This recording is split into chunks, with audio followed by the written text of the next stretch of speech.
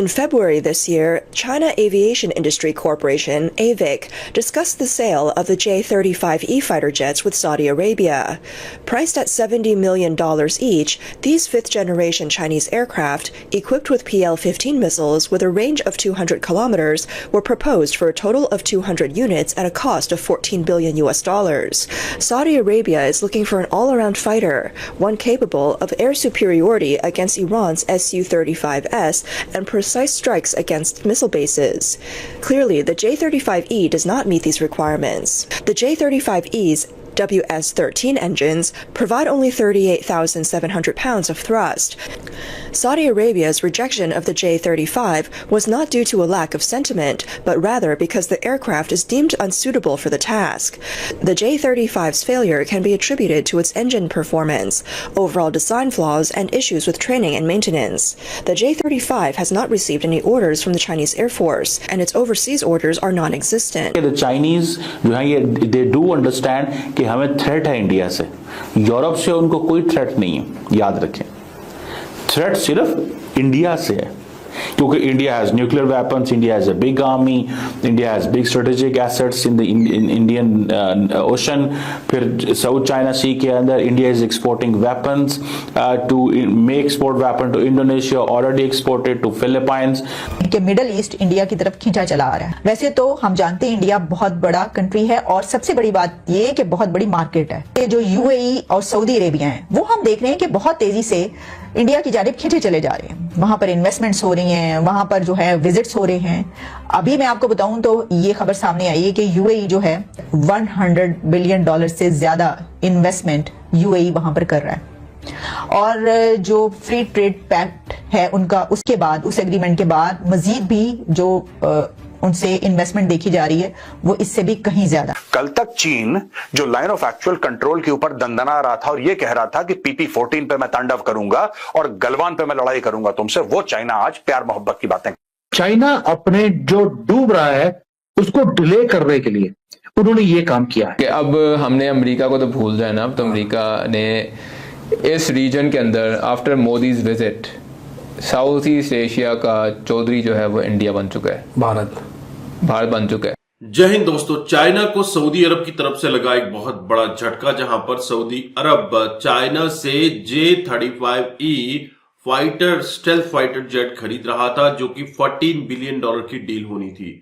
कई कारणों को ध्यान में रखते हुए सऊदी अरब ने चाइना से ये डील कैंसिल की है और वहीं सऊदी अरब यूएई का भारत की तरफ खिंचाव देखकर पाकिस्तानी मीडिया में हलचल मची हुई है। आप इस वीडियो को पहले देखिए। चाइनीज जो है ये दे डू अंडरस्टैंड कि हमें थ्रेट है इंडिया से, यूरोप से उनको कोई थ्रेट नहीं है, याद रखें। थ्रेट सिर्फ इंडिया से है, क्योंकि India has nuclear weapons, India has a big army, India has big strategic assets in the Indian ocean.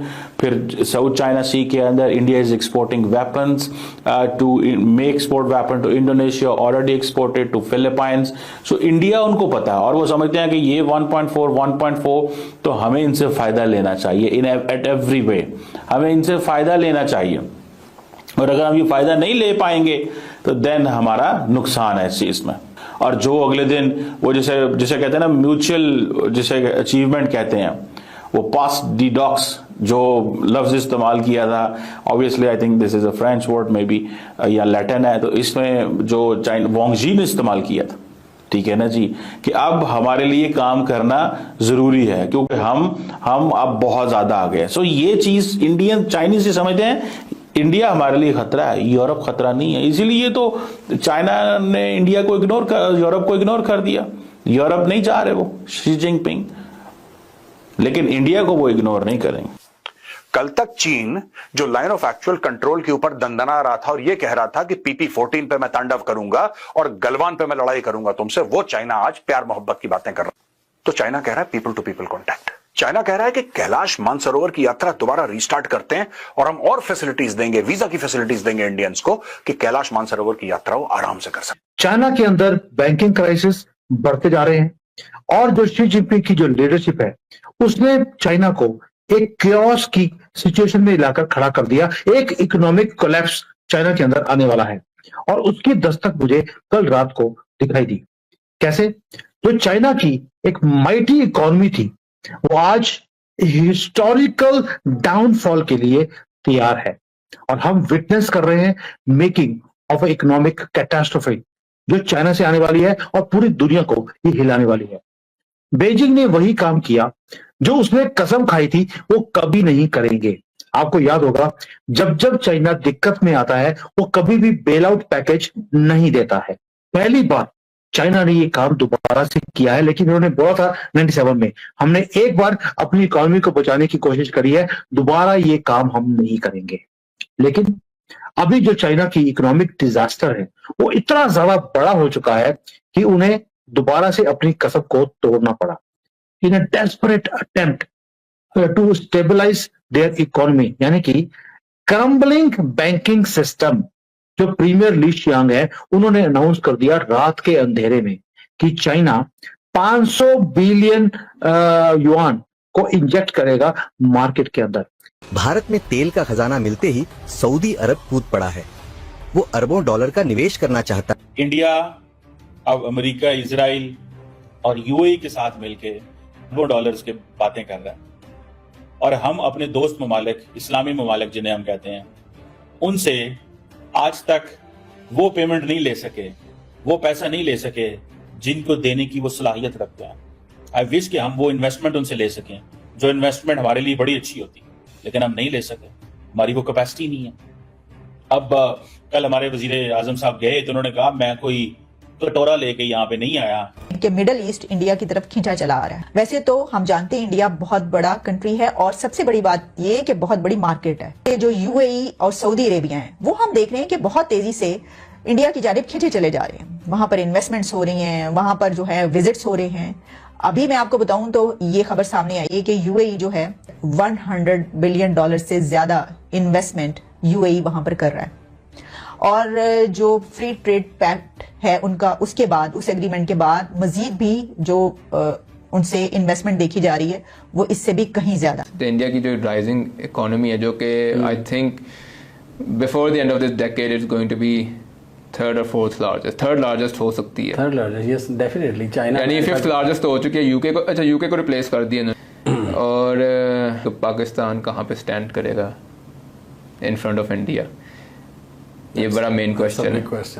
That's a very big question, क्योंकि अब हमने अमेरिका को तो भूल जाए ना। अब तो अमेरिका ने इस रीजन के अंदर after Modi's visit south east Asia का चौधरी जो है वो इंडिया बन चुका है, भारत बन चुका है।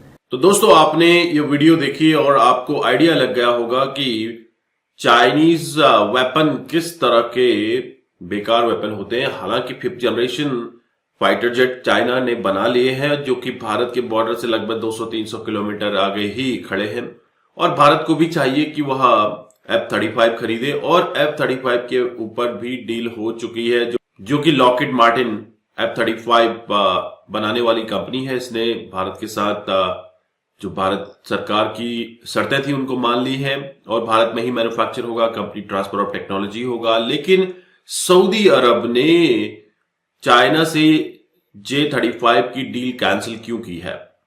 दोस्तों चाइनीज प्रोडक्ट की ना तो कोई गारंटी है, ना ही उनके मेंटेनेंस की कोई आपको गारंटी मिलती है।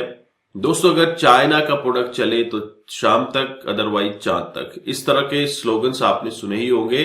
और सऊदी अरब समझ रहा है कि चाइना भी रिलायबल नहीं है, अमेरिका भी रिलायबल नहीं है।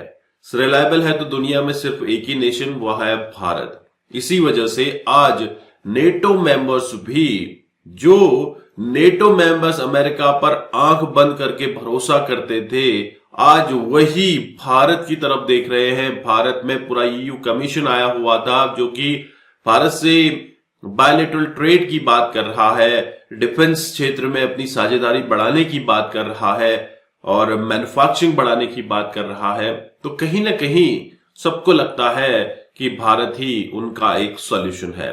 ट्रम्प टैरिफ वॉर के बाद से लगातार सारे देश डरे हुए हैं और भारत की तरफ रुख कर रहे हैं। वहीं सऊदी अरब और यूएई का, जो कि पाकिस्तान के मुस्लिम ममालिक ब्रदर हैं, ये भारत की तरफ खींचे आ रहे हैं। वहीं यूएई ने भी हाल ही में अनाउंस किया है कि $100 बिलियन का इन्वेस्टमेंट भारत में करेगा।